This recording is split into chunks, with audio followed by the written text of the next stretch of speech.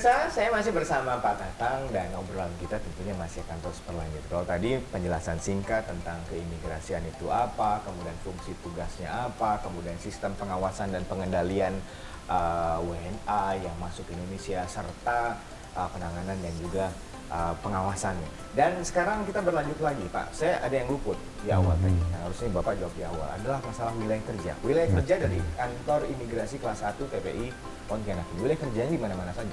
Apakah mencakup seluruh Kalimantan Barat? Tapi secara umum sepertinya akan dibagi-bagi. Baik, betul.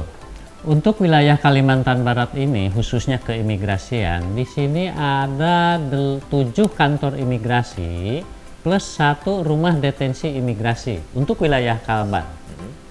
Untuk kota Pontianaknya sendiri itu membawahi 4 wilayah kerja. Yang pertama kota Pontianak, yang kedua Kabupaten Kuburaya, yang ketiga Kabupaten Mempawah, dan yang keempat Kabupaten Landak. Kabupaten yang 3 ini merupakan pemekaran daripada Kabupaten Mempawah, yang tadinya kota Pontianak itu hanya 2 antara kota Pontianak dengan Kabupaten Mempawah. Dengan adanya perkembangan zaman semakin maju, terjadi pemekaran. Anaknya daripada Mempawah ini ada Kabupaten Kuburaya dan Kabupaten Landak.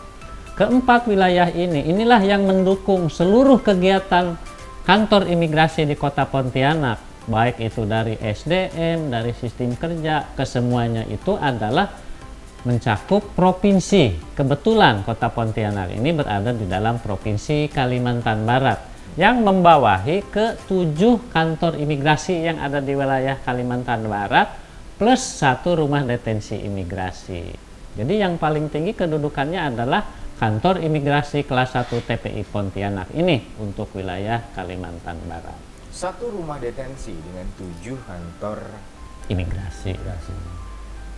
Rumah detensi, fungsi dan itu apakah sama dengan kantor imigrasi atau sistemnya seperti apa? Fungsi dan sistem kerjanya berbeda antara kantor imigrasi dengan rumah detensi imigrasi.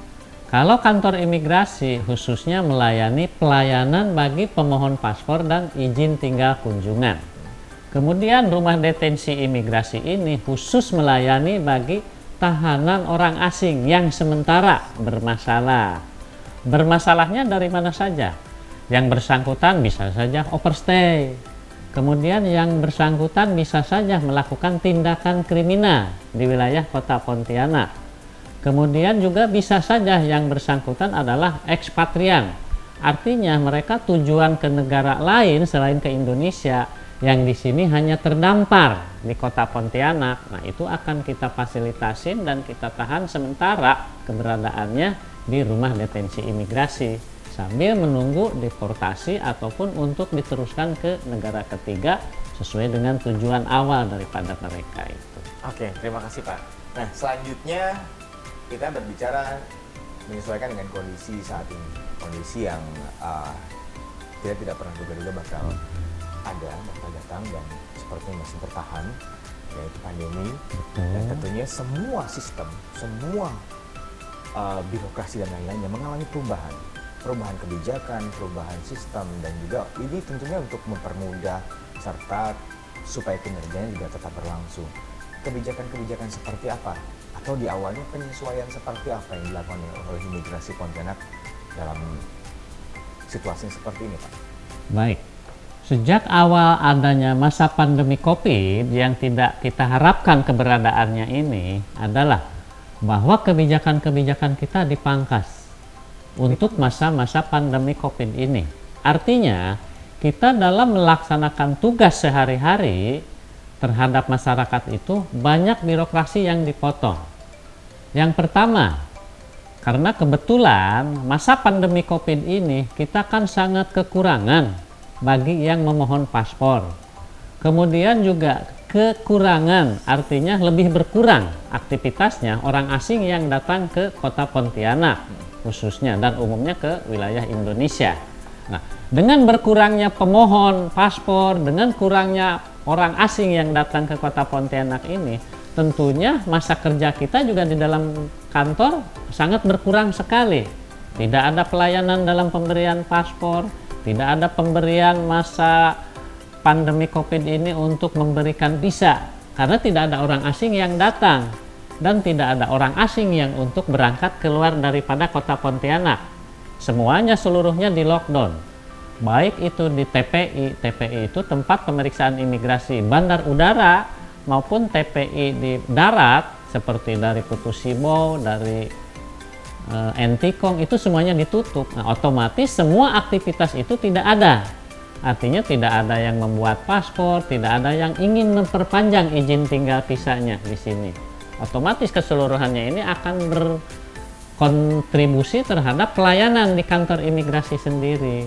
Nah, kita juga sekarang masa pandemi COVID ini mengurangi kegiatan aktivitas dan berkumpulnya pegawai, baik itu pegawai maupun pemohon, dengan kita berlakukan WFH dan WFO. Pada masa normal, kita di sini pegawai ada 100 orang kurang lebih. Masa pandemi COVID ini kita berlakukan hanya 40% daripada pegawai yang masuk setiap hari. Nah, kita berlakukan WFH dan WFO. Yang pertama, karena tidak ada aktivitas di dalam kantor sendiri. Kemudian kita untuk mengurangi berkumpulnya orang terhadap datangnya nanti masa pandemi COVID ini.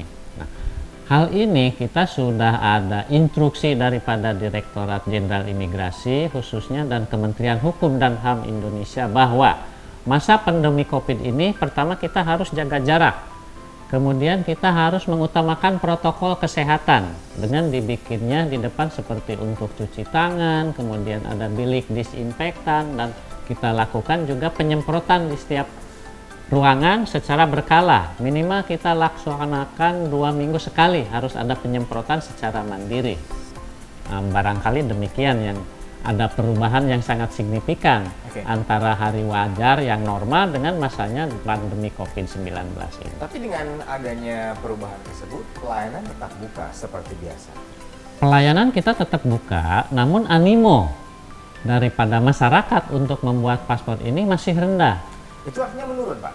Betul sekali, sangat menurun, sangat jatuh sekali. Beberapa informasi yang saya dapat, intensitas masyarakat dalam pengajuan paspor di masa pandemi ini menarik ya. Menurut data statistik pada tahun 2019, kalau tidak salah ini per Desember ini mencapai 46.282 pengajuan. Nah, dengan 2020 ini dari mulai Januari dinyatakan ada kasus pertama dan lainnya sampai dengan sekarang. Apa yang terjadi? Jangan jawab dulu, Pak. Tahan dulu. Tahan dulu, kita akan dengar jawaban Bapak setelah yang berikut ini.